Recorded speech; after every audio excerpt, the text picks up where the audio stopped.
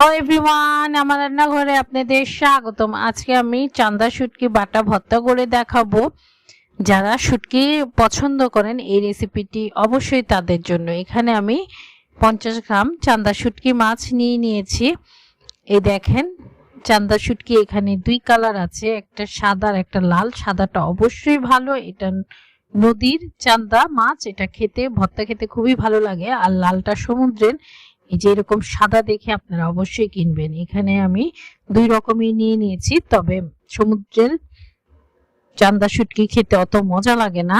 নদীর চান্দা শুটকি আপনারা অবশ্যই দেখে কিনে নেবেন, সেটার ভর্তা খেতে অসম্ভব মজা লাগে। এখন একটা ফ্রাই প্যান গরম করে আমি এই যে চান্দা শুটকি গুলো মিডিয়াম টু লো হিটে ভালোভাবে লাল লাল করে টেলে নিব, একদম মচমচে করে টেলে নিব। তবে খেয়াল রাখতে হবে শুটকিগুলো পোড়া যাবে না, আঁচটা অবশ্যই মিডিয়াম টু লোতে রাখতে হবে। এর নেড়ে চেড়ে এটাকে নাড়ার উপরেই রাখতে হবে, নাড়া বন্ধ করা যাবে না। নেড়ে চেড়ে এটা 4 মিনিটের মতো টেলে নিলেই এটা হয়ে যায়। এই দেখেন আমি একটু লাল লাল করে ভেজে নিয়েছি। এখানে আমি 8-9টা শুকনা মরিচ নিয়ে নিয়েছি, এই যে ওটো সহ। আর এখানে একটা আস্ত বড় রসুন আমি কোয়াগুলো খুলে ছোট করে কেটে নিয়েছি। আর এখানে পেঁয়াজ দেখেন, 2টা বড় সাইজের ইন্ডিয়ান পেঁয়াজ নিয়ে নিয়েছি, বড় বড় টুকরো করে কেটে নিয়েছি। এই যে রসুন গুলো দেখেন আমি একটু পাতলা করে কেটে নিয়েছি। এখন এগুলো টেলে নিব,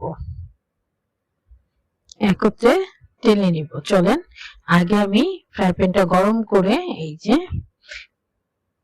আমি এখানে দিয়ে দিলাম শুকনা মরিচ। শুকনা মরিচ গুলো নেড়ে চেড়ে হালকা একটু লাল রং হলেই এটাকে, লালটা শুকনা মরিচ একটু ভাজা হবে, একটু মচমচে হয়ে গেলেই তুলে নিতে হবে, বেশি কালো করা যাবে না। এই যে তুলে নিলাম। এখন দিয়ে দিব রসুন আর পেঁয়াজ। কিছুটা কাঁচা পেঁয়াজ আমি রেখে দিব অল্প পরিমাণে, এটা শেষে আমি অ্যাড করে দিব ভর্তার সাথে, এই জন্য কিছুটা কাঁচা পেঁয়াজ দিয়ে দিলাম। এখন নেড়ে চেড়ে রসুন আর পেঁয়াজটা ভেজে নিতে হবে। পেঁয়াজটা কালারটা চেঞ্জ হয়ে পানিটা শুকিয়ে যাবে, আর রসুনটা একটু লালচে করে ভেজে নিতে হবে।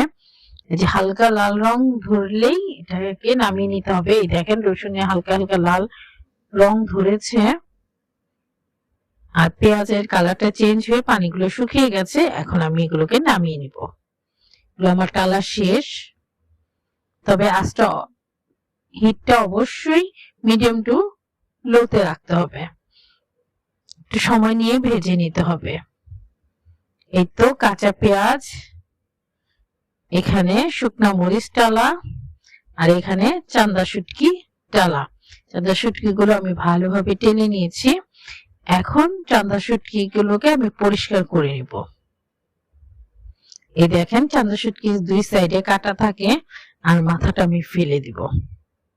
অনেকে মাথা নেয়, তবে আমার ভালো লাগে না, যেহেতু আমি আধো আধো ভাঙা রাখবো, আমি একদম মিহি করে নিব না। এই দেখেন আমার কাছে চান্দা শুটকি আধো আধো ভাঙা ভর্তা খুবই মজা লাগে। এই যে আমি আরেকটা দেখিয়ে দিচ্ছি, আমি একটা কেচির সাহায্যে কেটে নিচ্ছি, আপনারা বটি দিয়েও কেটে নিতে পারেন। এই দেখেন দুই সাইড থেকে কেটে আমি মাথাটা বাদ দিয়ে দিব। এইভাবে আমি সবগুলো পরিষ্কার করে নিব। এই যে সবগুলো চান্দা শুটকি আমার পরিষ্কার করা শেষ, তবে এটাকে এখন আমি ধুবো না, যখন আমি ধুবো আপনাদের দেখিয়ে দিব। এই দেখেন কতগুলো ময়লা বের হয়েছে, ময়লাগুলো ফেলে দিব, আর এটাকে আমি এখন রেখে দিব। এখন চলেন বাটাবাটিতে চলে যাই। এই তো আমি শিলপাটায় এখন বেটে নিব। এই যে মরিচের বোটাগুলো ফেলে আমি নিয়ে নিচ্ছি। যারা ঝাল কম খান তারা 2-3টা দিবেন। আমি যেহেতু ঝালখোর, ঝাল ছাড়া আমার কাছে ভর্তা ভালো লাগে না, তাই আমি বেশি করে শুকনা মরিচ দিচ্ছি। এই মরিচটা অনেক ঝাল, আপনারা যারা ঝাল কম খাবেন তারা অবশ্যই কমিয়ে নেবেন, আপনারা আপনাদের স্বাদ মতো ঝালটা কমিয়ে বাড়িয়ে দিবেন। এই তো এখন আমি শুকনা মরিচগুলো একটু ভেঙে নিলাম। এখন সামান্য পরিমাণ পানি দিয়ে দিব, এতটুকু পানি দিব ভর্তার মধ্যে, আর পানি দরকার নেই। এই যে এখন একদম মিহি করে বেটে নিব। মরিচগুলো বাটা হয়ে গেছে, এখন আমি দিয়ে দিব। একবারে মিহি হবে না, 2-3 বার বেটে নিতে হবে। এখন দিয়ে দিলাম এই যে টালা রসুন আর পেঁয়াজ। এখন দিয়ে দিব স্বাদ মতো লবণ, তবে প্রথমেই বেশি লবণ দিতে যাবেন না, কিছুটা দিবেন, পরে লাগলে দিয়ে দেওয়া যায়। এই তো এখন আমি বেটে নিব। এই যে বাটা হয়ে গেছে।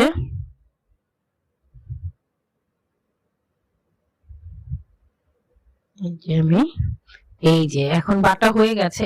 এখন আমি চান্দা শুটকিটা ভালোভাবে ধুয়ে সাথে সাথেই বেটে নিব, তাহলে মচমচে থাকবে।